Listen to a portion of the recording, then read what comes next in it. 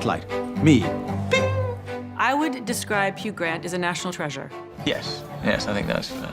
I'm going to be saying that a lot because I think everyone else needs to realize that he is, in fact, a national treasure, and we need to treat him as such. Oh my God, you're good. Hugh Grant indeed is a great movie star, a great actor. Stage combat, level 4. He's just as much a method actor as Marlon Brando, but he would die rather than say anything like that. I will vigorously defend these charges and plead not guilty. I would have him down as one of the 3 or 4 greatest sort of light comedy romantic actors. What, are you serious? Bloody hell. In the history of the movies, and I entirely owe my career to his skills. Brilliant, thanks. I've seen the effect that he has on ladies. No funny business, just full sex. That's impressive. They just swoon. Very much. It's not hard to kiss Hugh. I really didn't have a hard time. It wasn't very difficult. I think he's actually secretly nice. How interesting. I think that's his best kept secret. Huh. And he'd be horrified if anybody found that out. Oh, I think we both know that's a big lie.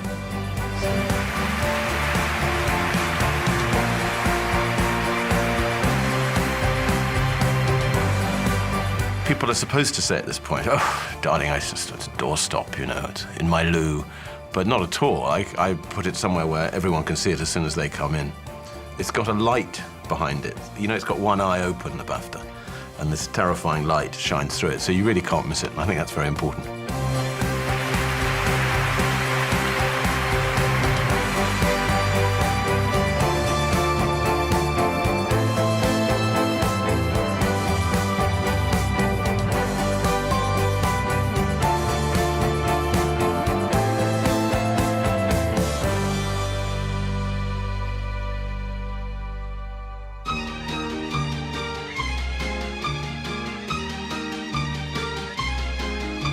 You've got a face like an angel's face. Well, funnily enough, I was asked this question the other day, where were you born? And I said, I don't know, I can't remember.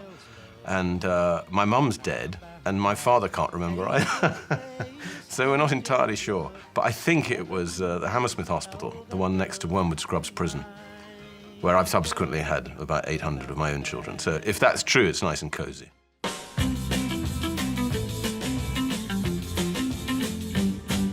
My father had just come out of the army, went into a carpets business, and he hated it, and he just wanted to paint, and now that's what he does full-time, so that ended happily.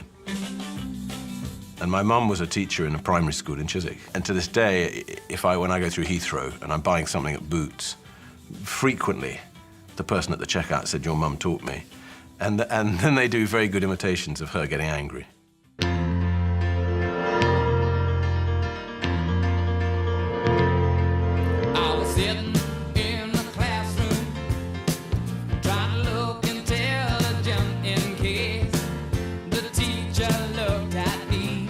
People think I must be rich because of the way I speak, but we were not rich we at all. So I went to sort of the state primary school in Chiswick, and then I did get into Latimer, which is now an extremely expensive school, but then was a thing called direct grant school, so local council could get you in if you weren't rich. They have a very good system now for helping people who wouldn't normally be able to afford to go there, and I'm all in with that. Oh, teacher, I did a lot of impressions, particularly of Mr. Hammond. Peter Hammond was the chemistry teacher, and he used to say, Hugh Grant, you have got to be separated from Guy Bensley. And yes, he caught me doing it once, and smoking in Fernville Gardens. And this is my children's favourite stories. What else did you do, Daddy? What other punishment did you get? So I was badly behaved and pretentious. I was in all kinds of plays. I was very good as Brigitte von Trapp, who's the third daughter in the von Trapp family in The Sound of Music. And I wore a white dress with a blue satin sash. It was an all-boys school, I should hasten to add, but I did play a lot of female parts. That's why I've always been sympathetic to actresses. I know what it's like.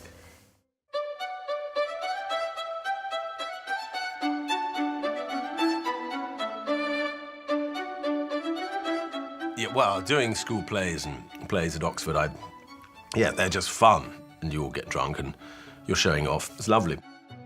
You know, and you end up having an affair with the woman who's playing the nurse in Romeo and Juliet, or whatever it might be. But to be honest, I never wanted to do it as a professional job. I didn't really know what I wanted to do as a job coming out of university.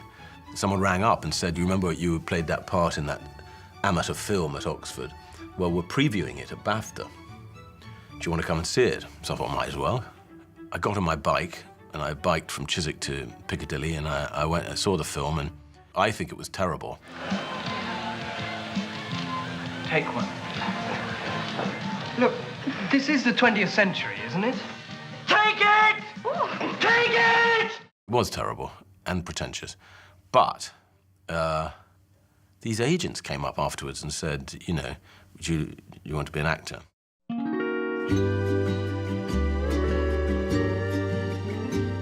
They got me immediately a part in The Mutiny on the Bounty with Mel Gibson, 16 weeks in Tahiti. And it was very exciting and, you know, what seemed then to be gigantic sums of money. They said, well, there's one slight hiccup. You're not a member of Equity, but we'll sort that out. And in the end, they couldn't sort it out. And it came down to the day before I was supposed to fly to Tahiti. And the law said no. So I was quite cross. And so I said, I'd better have one of these Equity cards. How do I get one? So I auditioned for some theatres outside London and ended up at Nottingham Playhouse, playing Tree in the Wind and Third Shouting Peasant for 6 months. I learnt humility, and I learnt to turn up on time. The director was very fierce. Hugh Grant, you're late again. I've taken your part away and given it to Paul Reeves. Oh. He was very frightening.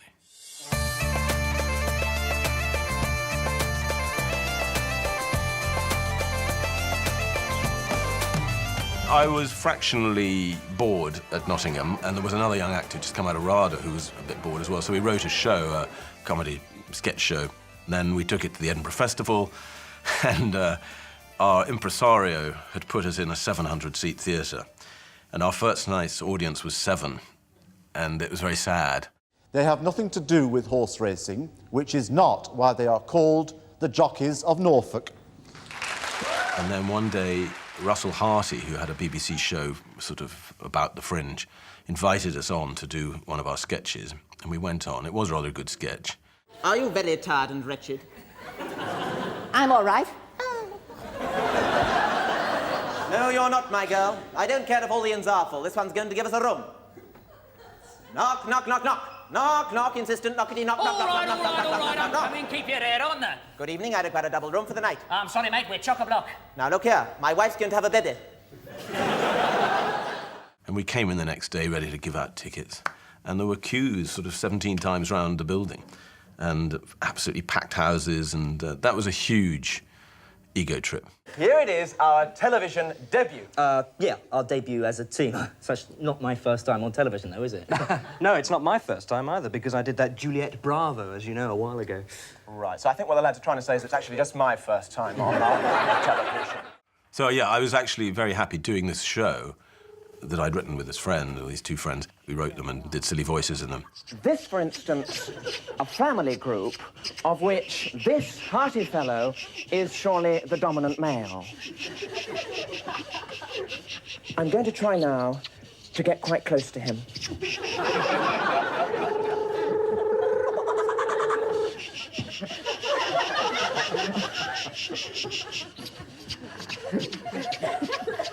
And just look at that. And then one day, I was offered an audition for a Merchant Ivory film called Morris.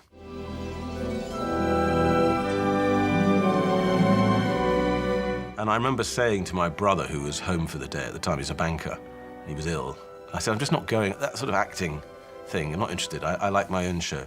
And he said, no, don't be an arsehole, go, you need money, you're not contributing to this household. I was living with him.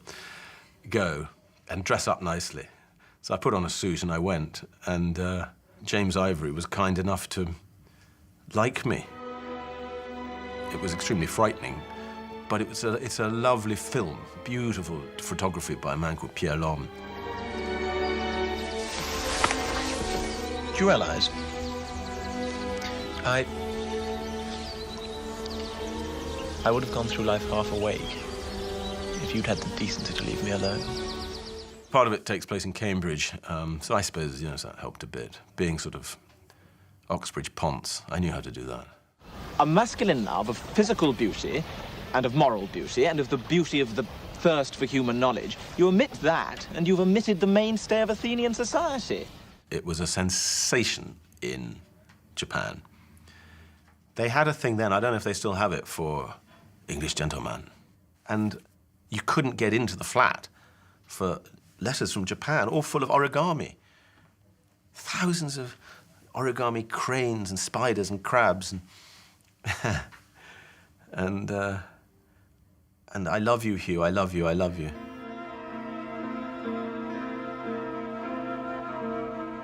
I was offered a part in a Roman Polanski film called Bitter Moon, which is based on a very dark but sort of best-selling novel. I had to kiss Roman's wife, and she liked to stir it up by saying afterwards, "Oh, Roman, he put his tongue in my mouth." But I don't think I did. I mean, it's a very unusual way of working. You don't start till 11, because at that time, Roman had been out at nightclubs till 4 in the morning with his wife. So you sort of drift in at 11 and do some makeup, and then have a big lunch, a 2-hour lunch with wine, and then film for a few hours in the afternoon, and then everyone knocked off about 6. So the film went on for months and months and months. And so I was offered other things, and strange Euro pudding films, and an American miniseries, you know, Till We Meet Again, Judith Kranz's Till We Meet Again. I accepted everything, even if they were crap. My career declined to nothingness. And then suddenly, out of the blue, this script arrived called 4 Weddings and a Funeral, and I rang my agent and said, I think there's been a mistake. You've sent me a good script.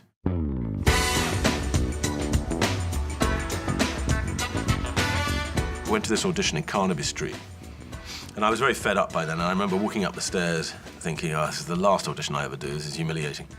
Well, the casting of Hugh was the luckiest day of my professional career. We had auditioned about 60 people for the leading role, and none of them were funny. We'd really started to lose confidence in the script. We kind of thought it must be there, but it just didn't work out. It needed clearly a particular and exact right tone. She says, it's not you, it's me. I had such a prejudice against him because he was so posh and so handsome. And I thought that someone that handsome wouldn't be having that much trouble with girls. It looked like he wanted to kill himself because I wasn't at all what he wanted for the role. And so when it came to the vote as to who should get the part, I gambled on someone who hadn't auditioned, and quite rightly, Mike and Duncan voted for Hugh, thank God. 259, take 1. A camera. Background action. Action. Well, it was a tiny budget and fun. I mean, in fact, the budget, I think, went down from $4 million or something to 2.8, like about 3 weeks beforehand. We lost some money. No money at all, and made in 36 days, which is very, very few days to make a full-length film. You know, honestly, I didn't feel that it was low budget when we were doing it. It felt very rich. I think they were really organized. I think it led to a family atmosphere. I mean, the actors were all in horse boxes. You know, they certainly weren't in trailers. They were in those things where they had a yard each. Therefore, it led to a lot of people hanging out on set and it being quite a friendly and happy film. Cut. Very good. Thank you. You got it? Excellent. I knew it was a very funny script, genius, and it worked and it was romantic and all that. But I didn't really know how to play the part because I'd never met in life anyone like that who was sort of diffident and nice and warm, but also sometimes quite acerbic and cutting. This is only the second time I've ever been a best man. I hope I did the job all right that time. The couple in question are at least still talking to me. Unfortunately, they're not actually talking to each other. The divorce came through a couple of months ago. What was amazing is that he fulfilled all the things of the script despite his good looks. He did seem to be nervous and lacking in confidence and worried and all those things. And the most amazing thing was he got every possible cadence of every possible joke right. So, John, how's that gorgeous girlfriend of yours? She's no longer my girlfriend. Ah, dear. Still, I wouldn't get too gloomy about it. Rumour has it she never stopped bonking old Toby Delisle just in case you didn't work out. She is now my wife. Excellent. Excellent. Congratulations. Excuse me. When I spent time with Richard, particularly the read-through, I thought, oh, yes, it's him. It's him. That's who it is. And so basically, I just played him. Hugh says that the character of Charles is based on me, but when you write films, the great luxury is you can sort of squeeze in everything. So, in fact, the character of Charles is a compilation of some of me, 2 other people we knew, and Hugh Grant. There's quite a lot of him in it, too. He's smart. He's super smart and fast and charming. There's no denying that. And I'm sure he got a lot of it from Richard Curtis, but some of it's got to be coming from Hugh. They did try to give me the worst haircut in the world, which subsequently became a haircut people wanted, so that all backfired. And then bad clothes. When I'm not in those wedding clothes, I am in really truly shocking clothes. Brown shorts and... ugh. There is nothing unattractive about Hugh. Chemistry was not a problem. I remember telling them this is going to be very easy. And it was. It was super easy. In the words of David Cassidy, in fact, while he was still with the Partridge Family, I think I love you. And I just wondered whether by any chance you wouldn't like to, no. That scene is I don't know why she didn't just turn to him and say, I love you too. But then it wouldn't be, you know, we wouldn't have the movie. She had to be a jerk and go off and marry the other guy. Well, one of the things I loved about Andy is she's quite sort of conservative. And I think that led to a very sweet dynamic between the two of them, that Hugh would tend to sort of tease her and Andy would tend to be slightly shocked by him. He's really good at teasing you. And he would torture me, but in a sweet way, about the fact that I was famous. Hi, we've got precisely 30 seconds to make this little trailer for a new comedy called 4 Weddings and a Funeral, which I was lucky enough to be in with the fabulous Andie MacDowell. She was a Hollywood star, and so I was nervous of that, but she was very, very nice. My name's Andie MacDowell, and I just finished making this really great film in England called 4 Weddings and a Funeral. And my co-star is this really lovely guy. He's real handsome, real talented, and now he's my really good friend, and he's called, Hugh. Hugh. That's it, Hugh. Now he's just gigantic, you know. 4 Weddings made him a huge movie star. So ha-ha. The Odeon Leicester Square has been transformed into a giant church, and this is the wedding of the year. Well, 4 weddings and a funeral, actually, and the guests are just arriving to take their pews. The UK premiere actually came after the movie had opened in America. Therefore, there was a great feeling of sort of confidence and bonhomie. There was a big premiere, and someone told us, we knew nothing then, me and Elizabeth, about how you cope with those things, and someone said, oh, you can borrow clothes from top designers. So poor Elizabeth rang up some top designers, and they all said, no, who are you? No, we're not lending you anything. And then Versace said, yes, we'll lend you a dress. And they just sent one round, which was that one full of safety pins. So she shoved it on, and I raised my eyebrows a fraction. And we set off, and the rest is history. It was a total surprise. But the fact that it was, you know, high-spirited and that it was sort of youthful and that it was romantic and that Elizabeth was Hugh's girlfriend meant that it all helped the film rather than being a distraction. When the film was actually sort of being first previewed and coming out, I was making another film with the same director, Mike Newell, called An Awfully Big Adventure. And so there we were struggling through another film with no money in cold, wet Dublin. And yet we'd get back to our rooms in the evening and those old fax machines that sort of spat out loo roll would spit something out saying your film is now, you know, number 10 in America, now it's number 5, now it's number 1, the American box office. And offers would come in from agents saying, you know, someone's going to offer you £100,000 to do a film, £500,000, $1 million. I remember the first $1 million offer. And yeah, that went on and on because I kept saying no to everything. And then finally I said yes. Yeah. To the wrong project.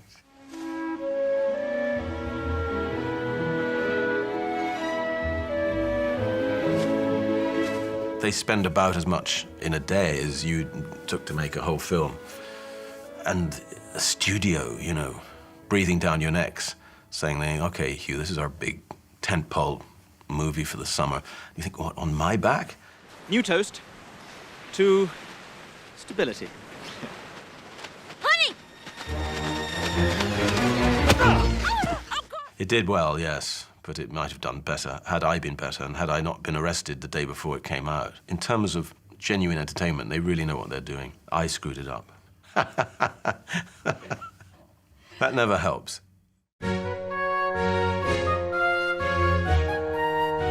We come to our location report. The film is Sense and Sensibility. The script was written by Emma Thompson, who also stars, and the picture was directed by Ang Lee. We joined the company on the set at Greenwich.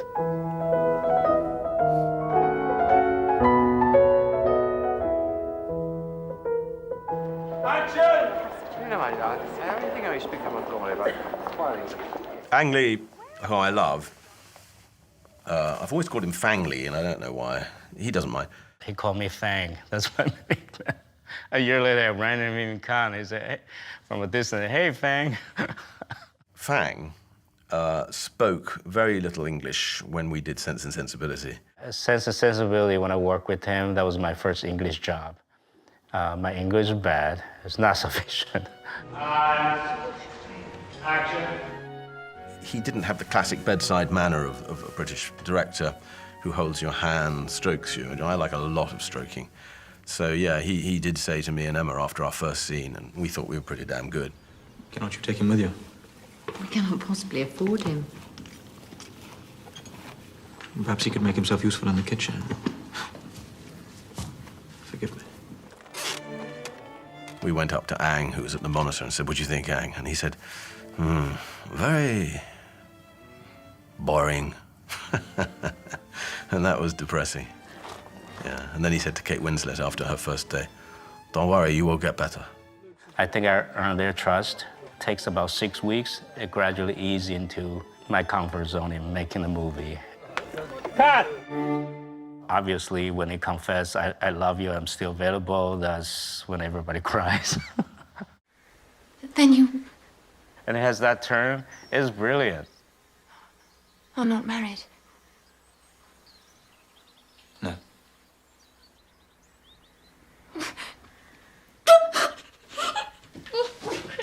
Well, there's an example where I thought, oh, Christ, this actress has won this little game of tennis.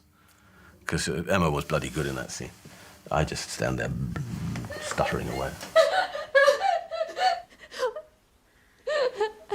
Eleanor.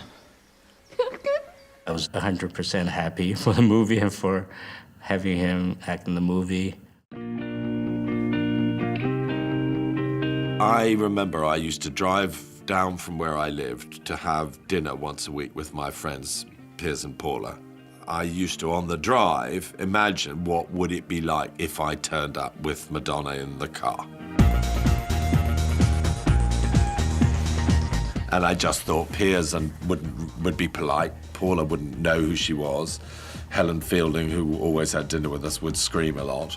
And so that was the kind of initial thought. I never knew Madonna, and it wasn't based on anything. It was just something going on in my head, and then I thought, oh, well, that's quite a funny subject for a film. Hi. Hi. Good Lord, you're the spitting image of... Bella, this is Anna.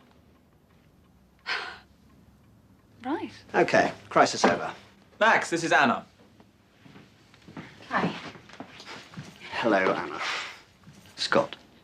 I was hearing that he was writing another film, and I thought, well, if he writes the same sort of character, they're bound to have me. No, the strange thing is I didn't write Notting Hill with Hugh in mind because I was thinking, wouldn't it be amazing if the star of Notting Hill was an unknown? It's meant to be the story of the most famous film star in the world falling in love with Joe Bloggs, and there were some people who thought, well, Hugh isn't Joe Bloggs anymore.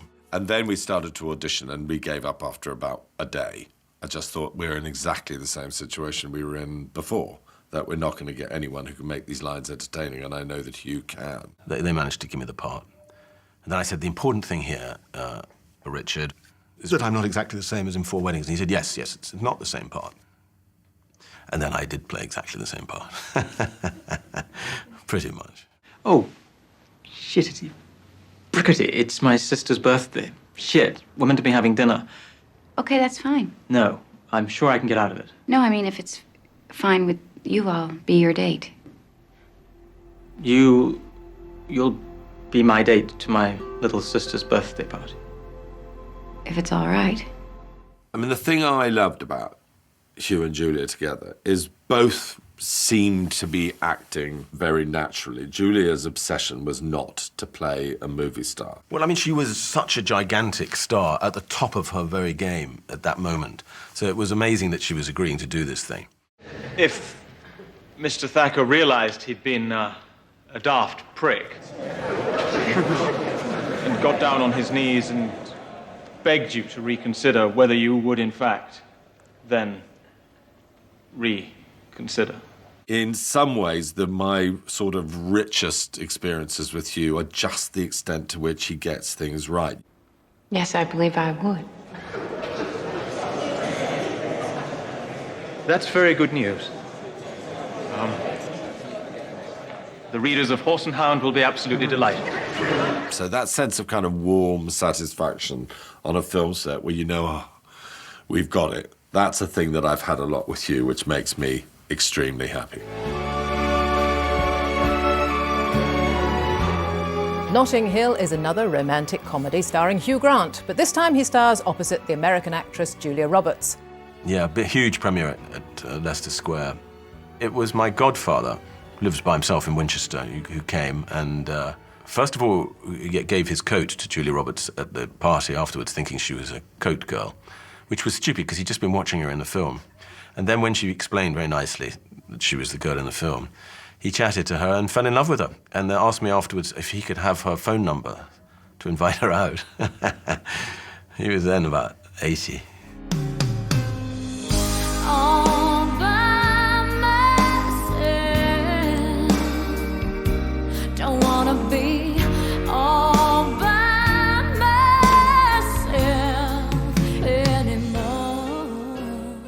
Renee was relatively new to the scene at that time.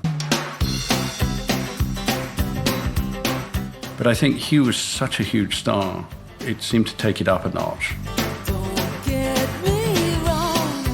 I didn't have anything like the profile that those two did. So I felt I kind of had a bit of an upgrade just to be working with the two of them.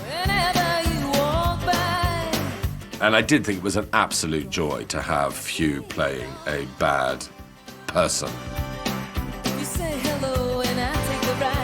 In some ways, you might say much closer to his real self. If I'm going to be accused of playing myself, that would be the closest, rather than Mr. Yes, gosh, I love you. You're looking very sexy, James. I think I'm going to have to take you out to dinner now, whether you like it or not, okay? Come on, get your stuff. I mean, the line in the first Bridget where he says that thing, something like, how very interesting, what a fascinating life you do lead, is the sort of thing he would say to me. I brought Natasha. Get a bit of work done, thought I might make it a not entirely wasted weekend. How interesting. What a gripping life you do lead. I do remember the first thing that I said to Helly was they should probably have a fight. And I did like the idea of Hugh and Colin fighting. He said at an early rehearsal, for Christ's sake, let's get rid of stuntmen who come in and, you know, want to design a fight. Okay, Hugh, you're going to throw him a right hook, and Colin, you're going to sell it like that. You know, it's the same old fight. This should be like the playground when you're 10 years old.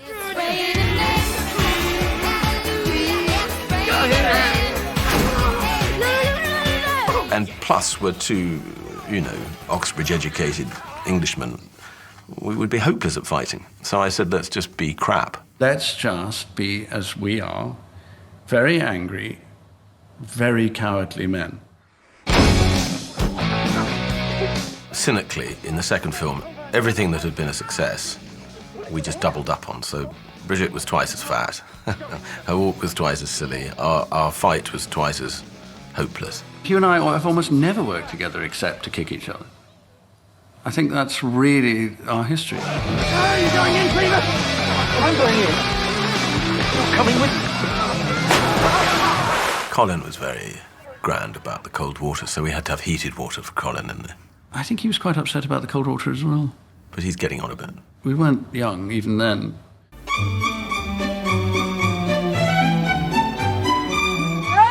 Now there. I put my back out halfway through the fight. My back cracker had to be summoned from Harley Street to come and administer to me in a tent. I seem to remember there was a sort of team of physios and nurses, ice packs. You would think an experience like that might have bonded us, brought us together, but it really didn't.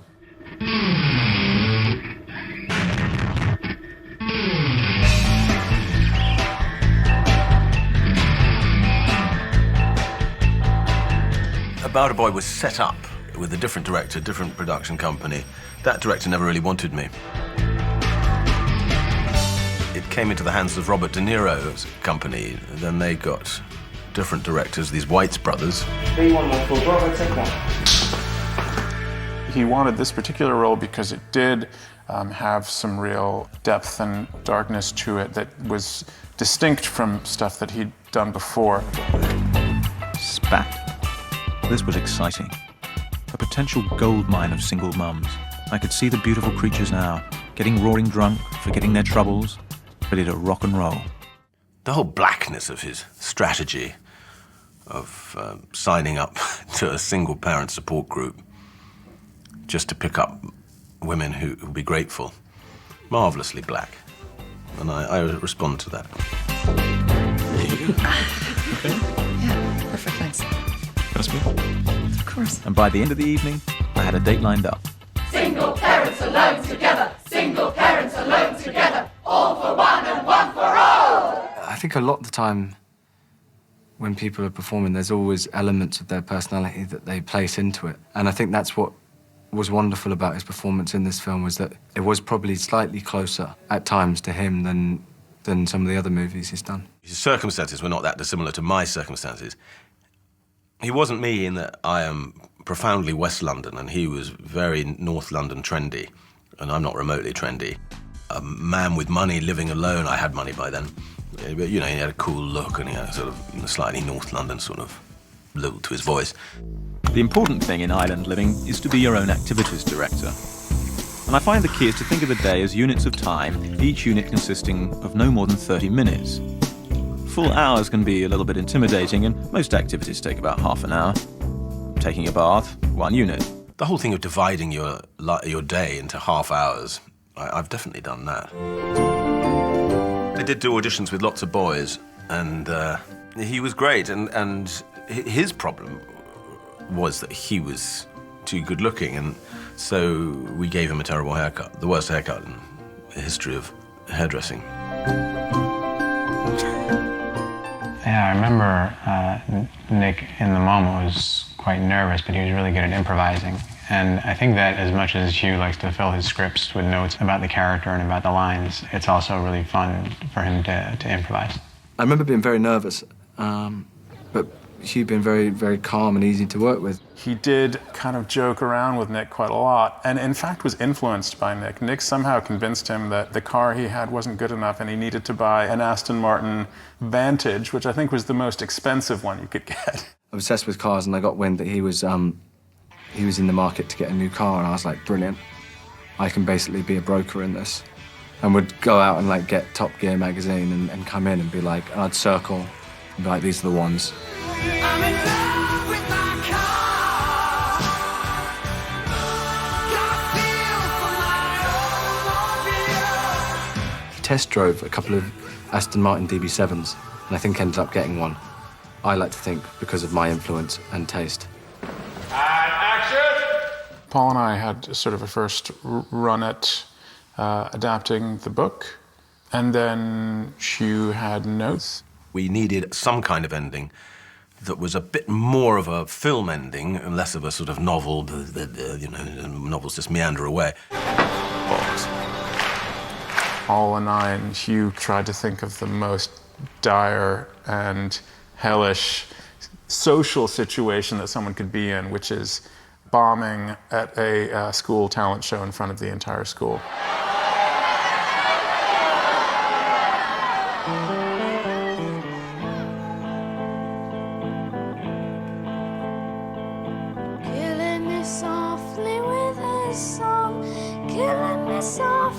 the hell is that?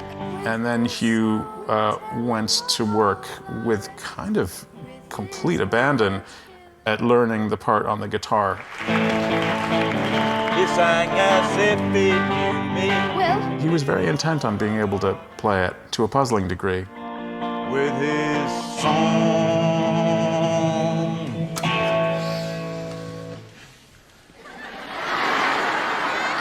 Thank you, Finsbury. I'd like to introduce one or two members of the band. Marcus Brewer on vocals and tambourine. And that's about it. Let's get off quick, get off. So it all worked really, really nicely. Come fly with me, let's fly away. If you can use some exotic booze, there's a bar in far Bombay. Shooting 2 Weeks' Notice in New York was a pretty incredible thing because we were the first movie to shoot in New York after 9/11. I spoke with Hugh, and we both decided, we said, there's no way that we can shoot this anywhere else but in New York City. So I said, if you're willing, we're gonna do it. I knew that Sandy had always wanted to work with Hugh. I hired him. I was a producer on a film, and I hired him. I'm an Englishman in New York. I love Hugh. From the moment that we met, we had a very perverse and fun, mischievous connection, and I love working with him. I want something else from you. Oh, no. I am fully aware of your reputation, and there's no way you're getting that. No. Getting what? You know. The sex, that's not gonna happen. No, that would be nice, but what I really need is a new chief counsel. Well, I think I'd prefer the sex. I adore Bullock. I think she's the world's greatest genius, and I mean, I really do. I'm a big panicker, and it feels like if I've done a lot of work, I'll panic less. Almost all the time, the script is open, he's poring over it. I do find it's helpful to pick it apart in the most ridiculously minute way. Page after page, line after line, every moment, and I go through the script 6, 7 times like this. But he sees everything, and it takes a strong writer and a strong director to be able to be in the room with him, because he's gonna call you out on things that are artificial, false, don't work. But you want that. When he comes to sort of rescue her and give his love speech to her, it's so easy to overplay that moment. And when he walks in, he assumes she's not going to want to see him. Your advice on one last thing, and then I promise you will never hear from me again. You see, I just delivered the first speech I've written entirely by myself since we met, and I think I may have blown it, so I wanted to ask your thoughts. The tension of the scene is so much his tension about seeing her and how she's going to react to what he says. It's just beautifully played. She's rather like the building she loves so much. A little rough around the edges, but when you look closely, absolutely beautiful. It's hard to be around because you see their genius. And their genius is because the bar will always be out of reach. They feel that they've never quite reached how good they think they need to be, when in fact they've surpassed you and everyone else around them. And that's how he is. He has his bar is set very high for himself. There were just moments that weren't written on the page that I'm sure wasted a lot of the studio's money that I remember in the fondest way as probably some of the best times I've had working with somebody. We did a scene where they were eating lunch together. One of us didn't like ice cubes in our drink, so we had to transfer the ice cubes during the scene. Richard Beck. Richard Beck. What's funny about Richard? Richard Beck? Some interesting. No, come on. All right, you ready? Yes. It went on for about 2 hours. How do you discipline Hugh Grant and Sandy Bullock? Like, how do I get really serious? Because it's not what I do well. Okay, can you just like... I think I might have left and gone home because they couldn't stop laughing. We got on extremely well, in fact, too well. There have been many, many scenes in this film where We've driven the crew completely nuts by being unable to speak because we're laughing so hard. She has the effect on me of that sort of friend one had at school with whom you can't look them in the eye because it just makes you laugh. Nothing is private. He cannot keep a secret. He has something called, I think it's called the triple X. Like if a friend gives him a secret, he goes, is this an X, a double X, or a triple X? Triple X meaning you cannot tell anyone. And so he went through my phone once and did something horrible. And so we were all with the crew in a bar, and he'd left his phone on the table, and I just started scrolling through contacts, and I think I landed on the, I don't know if I should say this, but the Earl of Albemarle. And I might have called him at night and said, Hi. We need your help. He was in hospital. Oh my God, you're good. So you just need to be on your guard, but it's the most fun ride you will be on if you're his friend.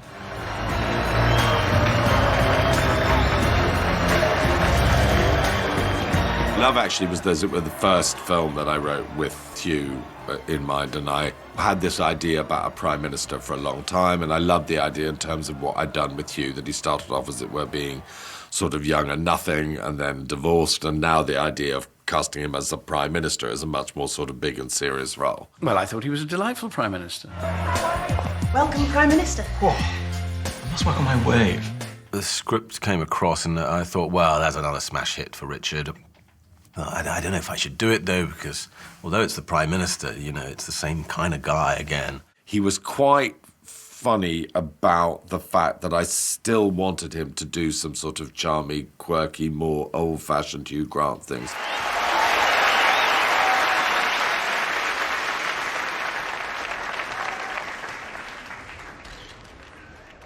Right. So not quite as secret as we'd hoped. I do remember him making a terrible fuss about the dance. So here's one for our ass-kicking Prime Minister. I think he'll enjoy this. A golden oldie for a golden oldie. He hated the dance scene. There was this dance written, and I thought, that's going to be excruciating. And it has the power to be the most excruciating scene ever committed to celluloid. Hugh's the least musical person in the world. He's only got 2 records in his record collection. They're both Godspell. And I certainly dreaded filming it, and Richard kept saying, he'd say, don't you think we better rehearse the dancing scene? And I say, well, yeah, actually, I've got to learn some lines. My ankle hurts today. So it was never rehearsed. We left it to the final day. But then, as always, he'd actually rehearsed and really had 3 or 4, little jokes up his sleeve, and turned out from his, dirty behaviour in discos across London to be quite good at dancing.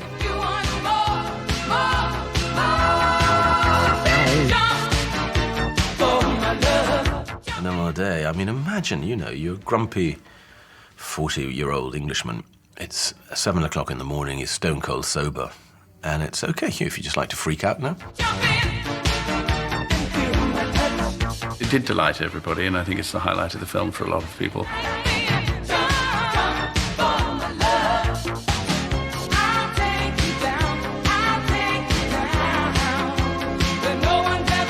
Yeah. Mary, I've been thinking. Can we move the Japanese ambassador to 4 o'clock tomorrow? Certainly, sir. That's absolute hell.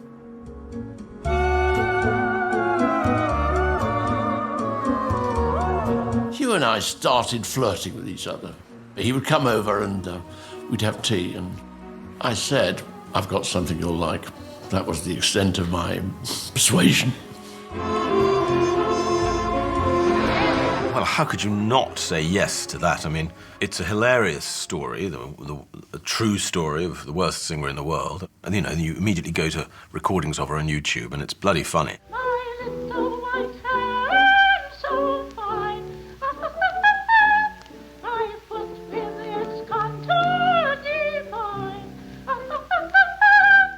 Stephen Frears, highly regarded, award-winning. My entire career, whenever I do interviews in France, do you want to work with Stephen Frears? For us, he is very, very important as filmmaker, as auteur. Yeah, really? Okay. So there he is offering me a film. And then, Meryl Streep, for Christ's sake. So I couldn't say no. Listen to me, Bunny. Listen. Those men out there, they've seen horrors. Their bodies have been smashed, their minds torn to shreds. They need joy. They need music. You can heal them, Bunny. That is your purpose. Believe it. Believe. But I'm afraid. Don't be. They're going to love you. You should just be thinking the better they are, the better. But sometimes I think the better they are, I don't know, they're going to outshine me. And one shouldn't think that way. I mean, like, you know, Meryl Streep, you know, Christ, I have no chance.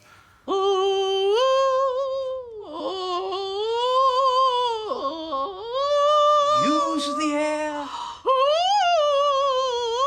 on the breath. Well, it was very hard to keep a straight face to begin with, in rehearsals and, you know, the first days you shoot those scenes, because she was genius at making it funny.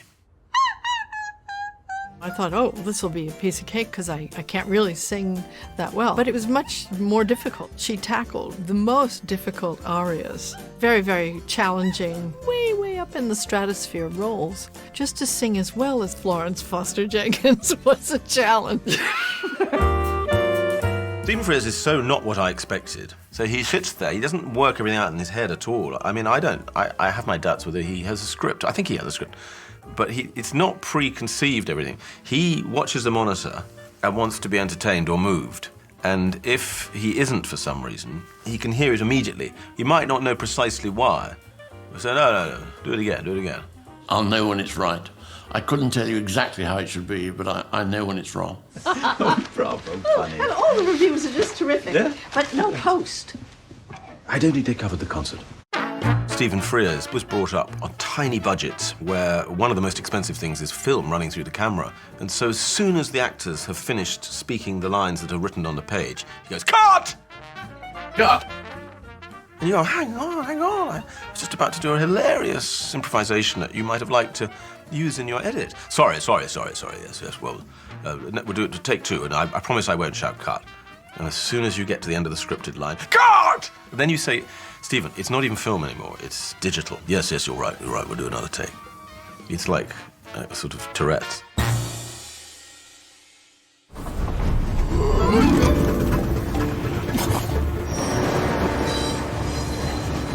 Exit there, pursued by an actor. I was in Los Angeles at the time, and a script arrived with this covering letter. So we're making Paddington 2, and the baddie is a washed-up, narcissistic actor. And we thought of you, Hugh. But I managed to get over that. We were really looking for an actor who was on the sort of downward slope of their career. You know, somebody whose best days were 20, maybe 30 years behind them, whose looks were really beginning to go south, in the same way as the paychecks. There's a lot of fun to be had with washed-up, narcissistic theatre lovies, because I knew them from my past at Nottingham, places like that. And I thought, yeah, we can do this. Oh, thank Larry it's there. Thank Larry, Johnny, and all the ghosts of the Avenue. Yeah, but it was close, wasn't it? Aye, too close if you ask me. Oh, hold your nerve, Macbeth. Screw your courage to the sticking place. We are so nearly there. It's one of the reasons I've always just slightly ground my teeth for those years when people said, oh, Hugh Grant always just does the same thing. Listen to the rain on the roof go pit-pitty-pat, pit-pitty-pat. Just because of the sort of nature of the filming, we sort of built our prison set first of all, and so his first day, there's a fabulous song and dance number. That was my first day on the set, yes. So I couldn't even dread it the way that I dread dancing in Love Actually. And he turned up on day one, and I was a bit nervous because you go, well, you got this big movie star, and what's he going to be like? Is he going to be game for a laugh, or is he going to be very difficult and kind of do 4 hours and then want to go home and sort of need, 15 lunches and coffees brought to them? And he turned up in, 4-inch pink platform shoes and skin-tight trousers. And I just thought, this is going to be a real treat.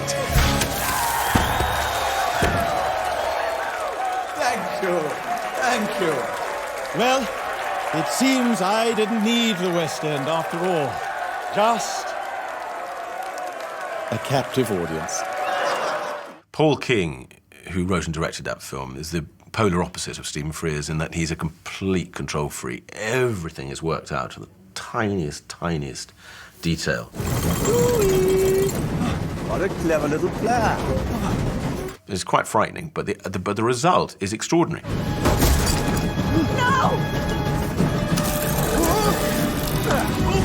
Obviously, Paddington isn't there. I don't think that's a terrible spoiler alert. He's computer generated so brilliantly that it fools people. At the world premiere in Leicester Square, I was sitting next to my old dad. He turned to me halfway through and said, "Is that a real bear?" Beg your pardon? And I, no, Dad, no. They have an actress on set all day who's about the same height as Paddington. She's great. We have a brilliant actress called Lauren, who is roughly the same sort of size and proportions as Paddington, who you can act against. Or there's a sort of bear's head on a stick. That's just terrifying. Didn't want to go anywhere near that. I couldn't even look at it. And then there's just a stick. And in the end, I found I was most comfortable working with the stick. Do you know what, Mr. Buchanan? You've just given me the most brilliant idea. Have I?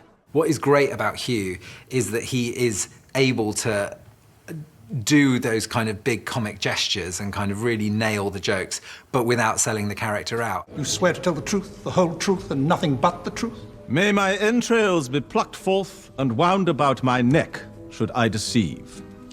I do. May my entrails be plucked forth and wound about my neck should I deceive. I do. And you go, okay, that is why you want somebody as brilliant as Hugh Grant taking your script and spinning it into something far better than we could ever write. Prison is no laughing matter. And I should know, I spent 3 years in Les Miserables. He is the absolute opposite of the character. He has zero vanity, and he's very happy to look ridiculous, and he wears a series of the most preposterous costumes.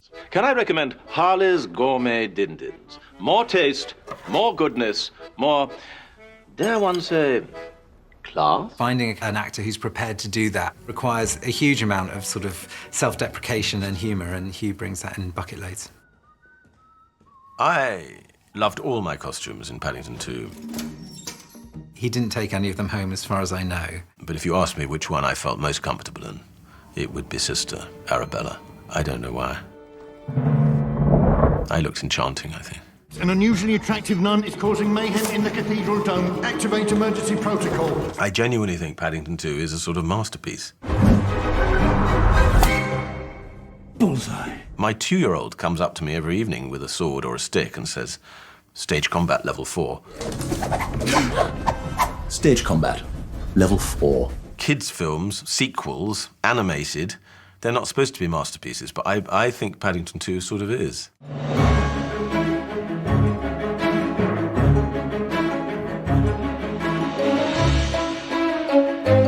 I had a dinner with Frears one night, and I said, he said, "What are you up to?" I said, "I'm going to do this thing." And he said, "No, well, don't sign up for it. I'm going to send you something." And so he did. He sent me this thing, and it was 3 scripts, and I thought, television? I don't do television. And what did you say? Well, I said yes. He's not an idiot. He then reads the script and can see that it's very, very good and that he'd be very well cast. Of course I said yes. It was absolutely brilliant. And then I went and met them all, this TV lot, Russell Davies and all that. And I loved them. It's brilliantly written, this thing. The problem is I'm 30 years too old, which I was. And, you know, there's scenes with Thorpe at 30. And they said, "Oh, don't worry. Everyone looked old in 1965," which is, to a certain extent, true. He wanted a session with the makeup man.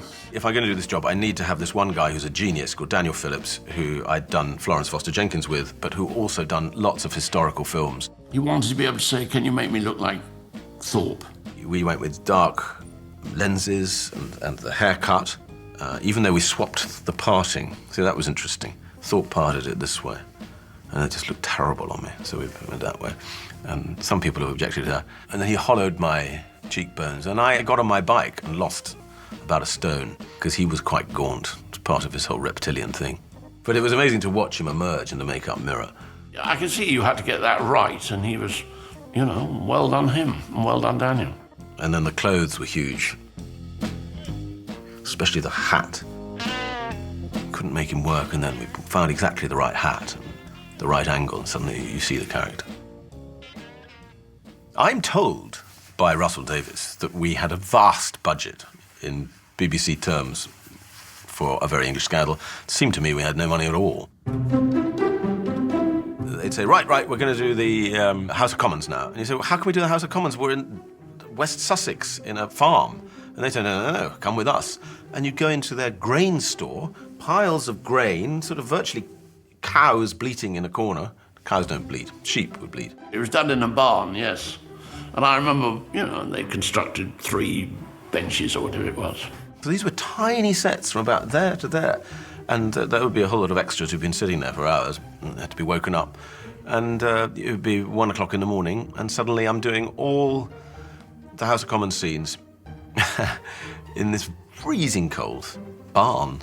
Because I had a very, very good script and very, very good actors, I just got on with it. I think Stephen Frears works particularly well when he's got no money. It sort of gets him get juiced up. Europe represents a bold new horizon, an undertaking from which we may profit and learn and enrich our lives for generations to come. He once came around and said, listen, making this film is worth it just for doing the research. It's so interesting. It was a pleasure, actually. It was so nice to have the character on YouTube and to see him. I couldn't stop myself working out as an imitation of him. And right throughout the country, there is this rising feeling of enthusiasm. Jeremy Thorpe had a very specific way of moving his mouth and of using his lips and his tongue. It is my duty to inform the Prime Minister that if he continues to restrict immigration, he is staunching the lifeblood of this country. Then you think, hang on, I can't just do an imitation because Ben Wishaw's in it. He's really good. He'll be doing a proper performance. Was that man? It was vile to me. Dare I say that if you drank a little less and took fewer of those pills... Why is that? Why do you think I need them? Because of you. The things you've done to me. Oh, really? What is that supposed to mean? Huh? You have infected me, Jeremy, with the virus of homosexuality. I then started digging. He went and met David Steele. He just saw a lot of people who knew what they were talking about. And you can see in the performance. Don't tell me. I don't know any of this. I don't.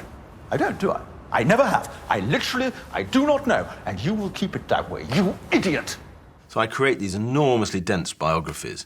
Then you see, once you've got that, you can usually find their tragedy. Everyone really has a tragedy. What's made them sad? What is it they want in life? And I intend to be very happy. Very many times in my life. And very much so with him. Then you have a chance of people caring about you, even if you're perhaps not very nice. A narcissist like Jeremy Thorpe, That was really the process in that one.